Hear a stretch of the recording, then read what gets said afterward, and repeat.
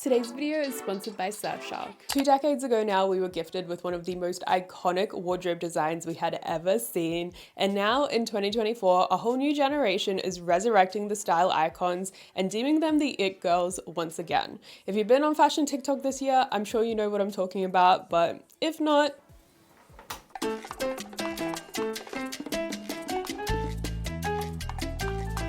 honestly, with the amount of TV show series I've done, it is kind of criminal that it has taken me this long, but I like to tell myself that the world just wasn't ready for it yet. It wasn't that long ago that people would look back at Carrie's outfits and say, oh my God, that is crazy. I can't believe she wore that. And now people are like, oh my God, I want to wear it too. Which once again is just a great example of how fashion is cyclical, even if it's not the specific trends, but just people's mindset and relationship with style. You don't understand how happy I am that we're currently not in the minimalist era. I'm not really one to wish that I had grown up in a different time or anything, but I must say I am envious of those who were maybe like a young adult when this show first aired, because it would have just been such an amazing introduction into the world of fashion, particularly designer, because the names they drop. Dolce & Gabbana, Birkin, Calvin Klein, Chanel, Christian Louboutins, Dior, Gucci, Hermes, Jimmy Choo, Louis Vuitton, Marc Jacobs, Prada, Ralph Lauren, Blondie. And actually that's probably another reason I've kind of shied away from tackling this, because it is extremely hard to recreate on a budget. They had access to so many amazing designer brands, and also just the stylist Patricia Field had done such an incredible job of making the style so personal to the characters rather than just trend driven. Another big thing in the fandom is what girl are you? And honestly, I don't overly relate to any of them, which makes sense because they're like extreme caricatures, but I'm definitely sus on how many people claim to be a Charlotte, because we can't all be a Charlotte. I hope I'm not as insufferable as Carrie, but when it comes to the wardrobe, she is definitely who I relate to the most. And she's definitely the girly everyone's wanting to dress like on TikTok at the moment. I can't believe how many trending sounds there are. After all, computers crash, people die, relationships fall apart.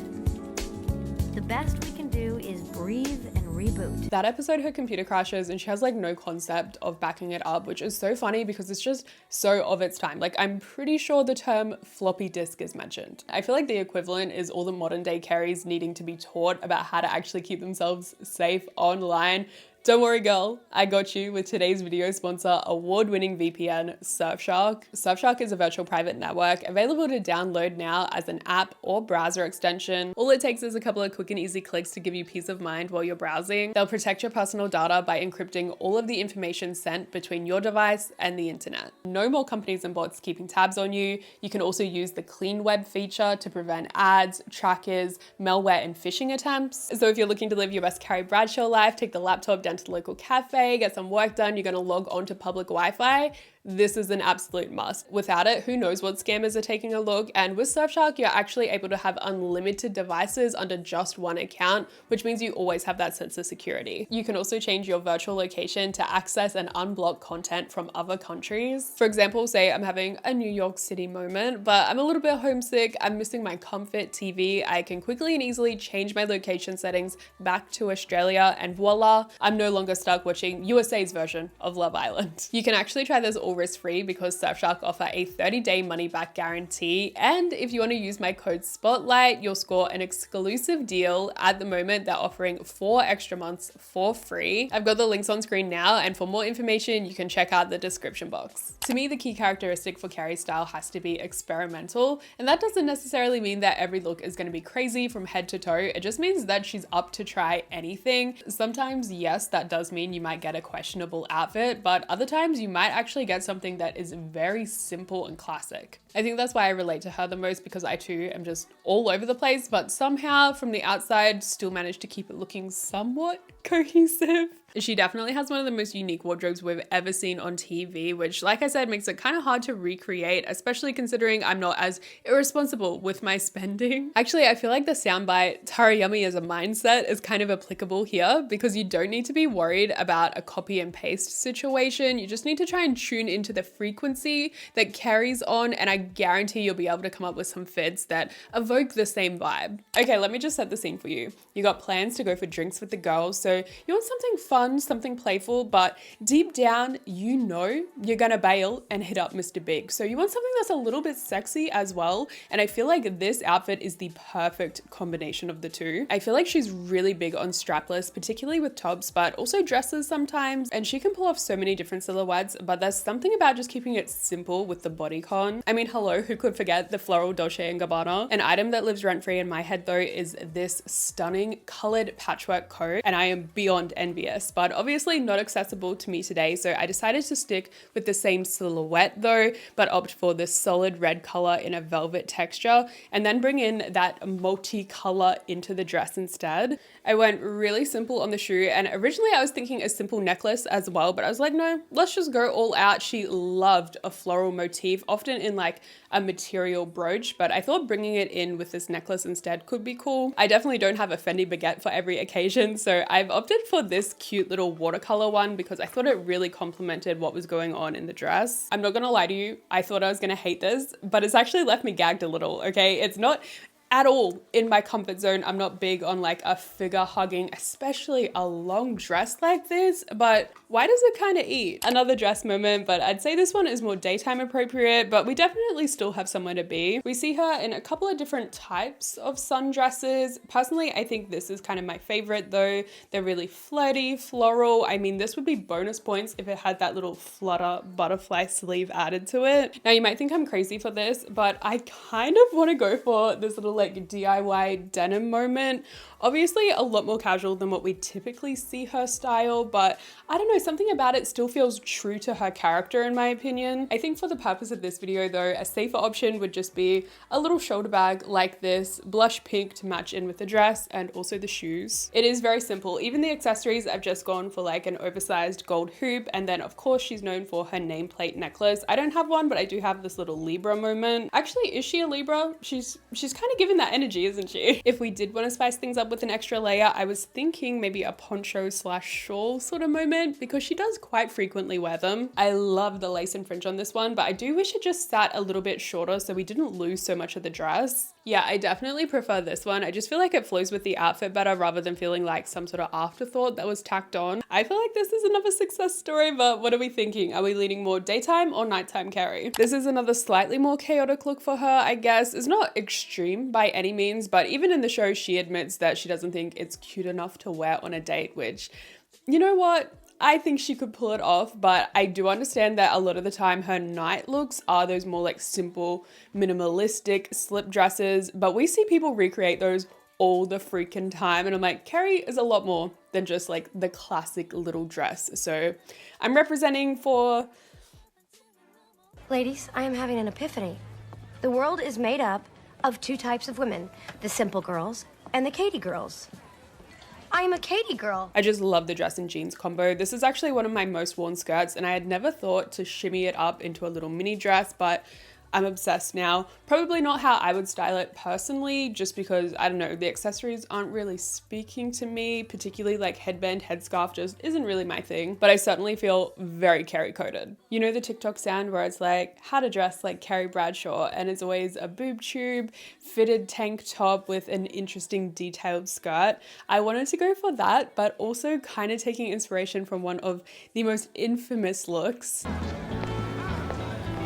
But then I might have to push you in the back. Is it you?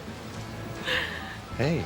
Yep, meeting Natasha for the first time whilst wearing a cowboy hat. That outfit can definitely lean a little bit costumey, so I wanted to take it and turn it into an outfit that I think she would actually be okay with running into an X in. I'm not pulling off the boob tube as well as she did because it is literally falling down every 3 seconds, but let's take a moment to appreciate the skirt and all of the beaded detailing. I teamed it with a strappy heel and then a micro macrame bag. It's less colorful than what I'd typically expect from Carrie, but I think the details make up for it, and if you really wanted to take it the extra step, you could also add on your own cowboy hat. I'm sorry, but for the right occasion, this would actually eat. So I'm just using that exact same outfit formula, and it is actually kind of crazy that that's what she's synonymous with nowadays, considering how many different styles she actually offered us throughout the series. But I get why it's a fan favorite, and I love when I see people recreate the one with the pink sequin midi skirt. It looks amazing on absolutely everybody, and this is kind of my nod to it, I guess. She's definitely more of a pink girly, but I was just working with what I already had, and I don't know why that happens to be a lot of purple. Actually, I feel like the reason this look is so popular is because it's almost a good compromise of her styles. We have that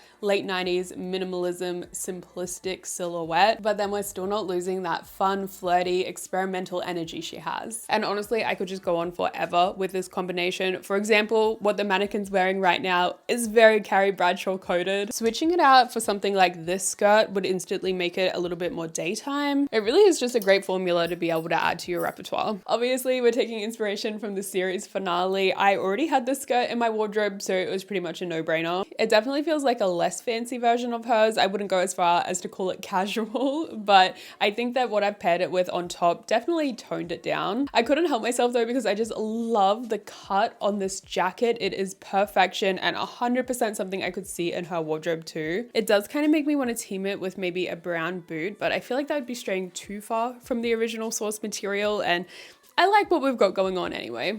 Carrie's fur coat became an absolute staple in the series, and I love it when costume designers do this and we get to see a character re-wear an item multiple times. I decided to try and recreate her little shopping outfit with the pink blouse and the plaid skirt, very much up my alley. Unfortunately, I no longer have a pair of snakeskin boots. I'm telling you, this is why I absolutely hate doing a wardrobe declutter, because I always end up regretting at least one item. And it is a shame because I had to just go for basic black instead, which I think still looks good, but that print clashing is what really took it to the next level and made it very Carrie. Overall though, I give this one 5 stars for actual wearability, because you could 100% catch me in this. Let's play a little game I like to call Micro Trend Final Boss or Carrie Bradshaw inspired fit. Just to clarify, I don't actually consider bloquette to be a micro trend. I've just seen so much discussion on it recently, it's kind of doing my head in, but obviously Carrie's been there, done that. I'd actually go as far to say that this is one of her more relatable looks, because she was just wearing it around the house. The only reason she's seen out and about in it is because she's chasing after the dog.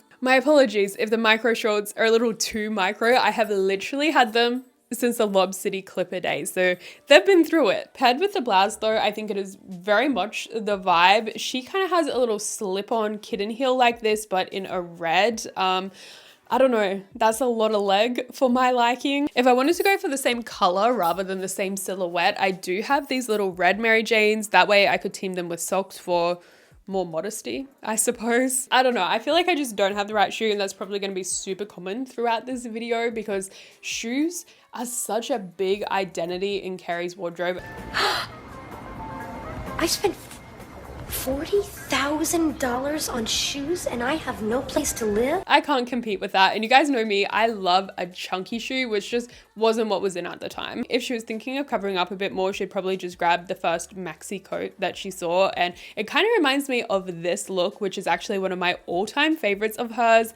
Not so much something that I would opt for. I don't think I could pull it off, but I thought throwing this trench over was a little bit of a nod to it. Other options that come to mind with a similar sort of vibe is the zip up with the denim mini and the purple tights. This is very much out of my comfort zone. Maybe if I switched the skirt, I would feel a little bit better, but I don't know, there is something actually quite fun about it. I'm not sure that the outfit as a whole is very me, but I have been converted to the purple tights. These are cute. She has another really popular look under this aesthetic with the little jersey inspired tee and then the cargo capris. Super cute, totally translates to today. Unfortunately, I don't have anything similar, so I've gone a little bit rogue. I'm aware the pants are questionable, but she does kind of do a baggier 3/4 pant as well, so I don't think it's totally out of the norm for her. But I've still got the athletic inspired tee, and then I really amped up the accessories, which honestly makes me feel like if I changed the hair and makeup, I would be giving very much Gwen Stefani. Would I wear it? Probably not, but I do actually like it for the context of her wardrobe, and I think if I just switched out the pants, I actually would. Perhaps even underrated is her ability to pull off a good denim jean look. Not the first thing that pops to mind, but I'm telling you, she has some good ones. I've decided to go for a capri length, and I love that it has the floral detailing on the cuffs. I am envious that mine aren't as embellished as hers, but we're making do. I've got the ruffly shirt, but I felt a bit stuffy done up for some reason, so I've just got this pop with the pink lace underneath underneath, and then just keeping it going with some even more pink accessories. I'm really not big on capris. I've seen a lot of people style them and look great, but I haven't bought in on the trend. These were the exception because when I saw them at the thrift store, they instantly reminded me of Carrie Bradshaw. So I'm just saying, perhaps the OG influencer. Okay, who's inviting me out? Because I definitely need an excuse to wear this. Are you kidding me? I love this look on her. It makes a bit more of a statement because her skirt isn't quite as high-waisted, but she does have the abs to show off. But this is what I'm comfortable with. And it was actually going to, I think, an S&M club. So it's really cool that she's gone playful with the accessories by having the padlock necklace. Mine's not as glamorous as hers. It's from like the 2018-2020 days. I actually thrifted this skirt years ago, have barely had an opportunity to wear it. I need to figure out how to make it more casual, but this is very much the opposite of that. I even went for quite a fancy little purse, also thrifted. Actually, despite this being the only all black look, I feel like it's still a lot of fun. The icon that is Samantha Jones, her style is definitely bold and sexy. She's not afraid of a statement color. There's a lot of red and also some really punchy blues as well. Same goes for prints, hello, leopard, love it, and even textures as well. There's a lot of furs and also sequins. I guess depending on your personal taste, some of these might be viewed as tacky, but I think that she pulls it all off fabulously. Her style is probably the most unrelatable to me, and I think it does just come down to the fact that I don't have that confidence to truly pull it off. Also, a lot of the time when you think office looks, people just think of Miranda, but Samantha also stands on business, and I feel like she loved a good power suit. Unfortunately, I don't have anything that would live up to her standards in that realm, but we're gonna give it a go with some of the other looks. One of my all-time favorite Samantha looks when they rent the car because they're going to the baby shower and then she stands up for Charlotte because she's stolen her baby name. We have some of her signatures in there with the red and the leopard, and I feel like such a big component is actually the fit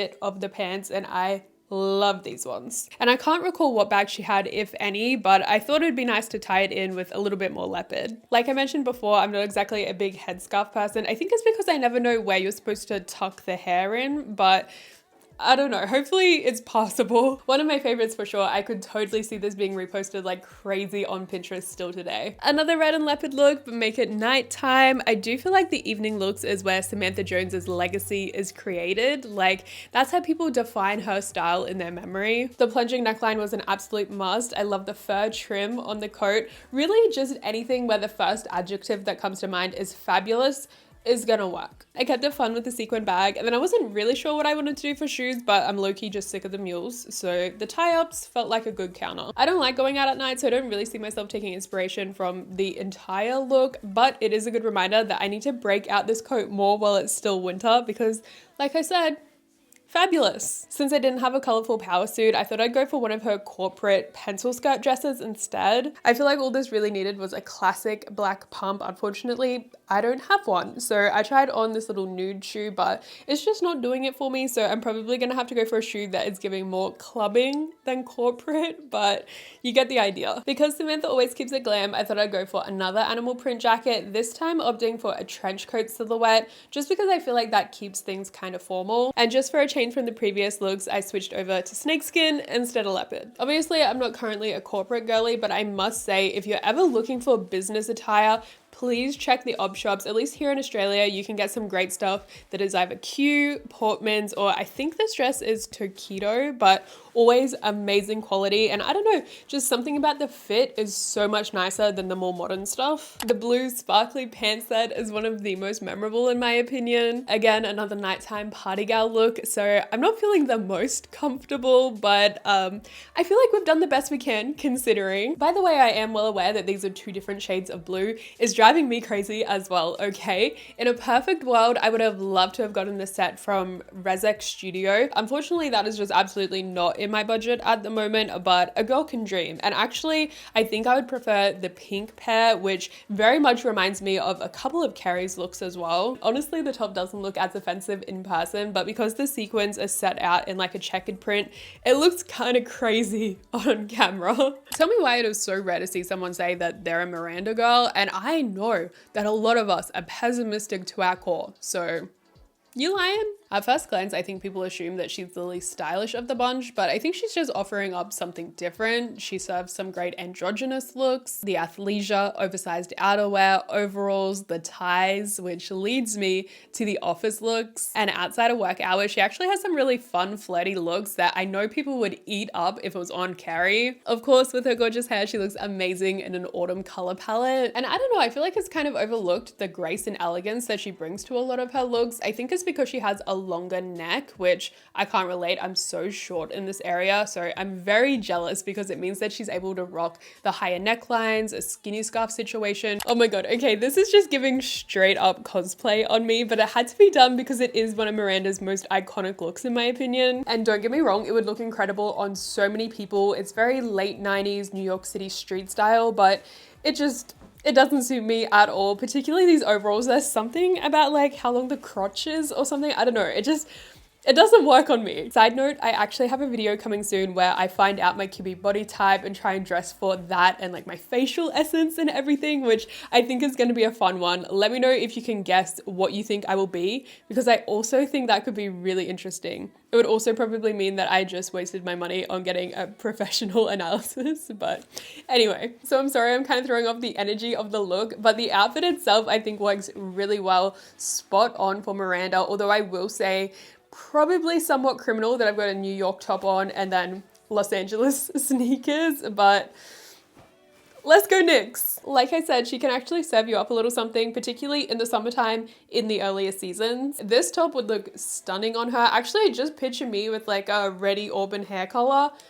Instant plus 100. You might not have spotted it, but she definitely goes through like a basket bag phase randomly. And I want to give a shout out to Jasmina TV. The two of them do like a full-on style analysis breakdown for every episode of, I think, the first 3 seasons, which to be honest, is the best 3 when it comes to fashion. So if you're looking for content that goes through like every single outfit, or you just want to know what designers are behind the clothes, definitely check them out. This is kind of a combination of a few different Miranda looks that caught my eye, particularly the top. It was almost giving Miss 60 with the abstract graphic print. This is just an old favorite of mine I've had for the longest time. Originally, I was hoping I would find something similar, but in warmer sort of tones, but unfortunately not. So I did try to kind of blend it in more with the blue shoes and then also the purple scarf, which we do see her wear something quite similar in a different look. I was also really torn on whether to go for the khaki green skirt or a trouser. I feel like she can pull off both, but this is just what felt more comfortable to me. Dare I say this is a little bit more fashion forward than what you would typically expect to see Miranda in, but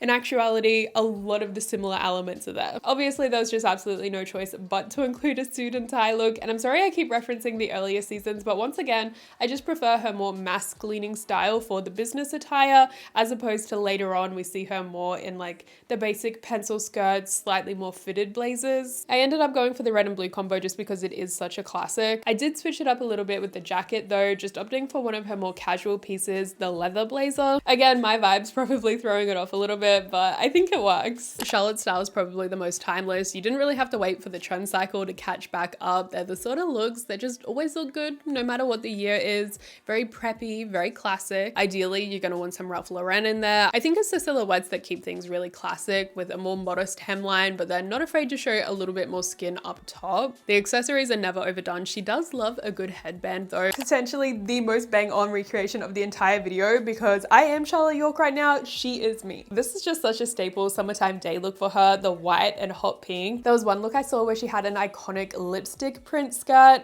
The cherries aren't quite as fun, but I still love it and literally picked it up for $2 from the op shop. Don't sleep on the clearance rack. Sometimes they have the best gems because other people just did not see the vision. Case in point, see, I knew y'all weren't actually all Charlotte girlies. Otherwise, this would have been snapped up long before I got there. I don't know, jeans don't really come to mind when you think of the classic preppy look, but they definitely are Charlotte's go-to when it comes to a more casual ensemble. Just picture a little Ralph Lauren logo on this jumper and it is literally so Charlotte core, it is insane. Kind of gives me casual coquette vibes as well, and if we ditch the headband, almost Mean Girls adjacent too. I was kind of torn for this one because I have these incredible like suspender overall sort of pants, and Carrie actually does wear something pretty similar, obviously styled very differently, but let's face it, I had enough Carrie outfits. And something I love about Charlotte is in the early seasons, we see quite a different side to her when she's in her working girl era at the art gallery. And this definitely reminded me of something that we could have seen her in. Obviously, it's not the vibe that's typically tied to a Charlotte girl, but I do think it's a really cool part of her wardrobe, that more business casual,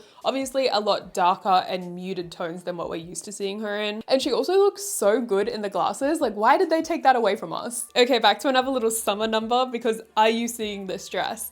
The print, the color palette, the silhouette, I just still can't get over it. Like, the print is that good. The strapless fit and flare is just so on brand. I went with pearls for the accessories and then also the baby pink bag. The cardigan though, I'm kind of 50-50. I could take it or leave it. The styling is definitely a little bit more conservative, I guess I would say, compared to my typical taste, but I'm definitely looking forward to the weather warming up and seeing how I'm going to style it in my own way. I thought I was done, but just quickly had to throw in one last summer dress because the pattern reminded me so much of when she takes her engagement ring in. Obviously not the same, but just in general, I think she is quite a fan of the halter neck style too. And I don't know, I feel like this is a slightly more modernized version. Like, it doesn't feel as stuffy as some of the other ones that felt a little bit more screen accurate, if you know what I mean. That's actually one of the things I struggle with the most in these videos. I never know how much to kind of like update, modernize, and make sure it's wearable for today, or if people prefer to actually see, oh, that's totally something that could have been shown in the original show. Also, one of the many reasons it takes me so damn long to get a video up, because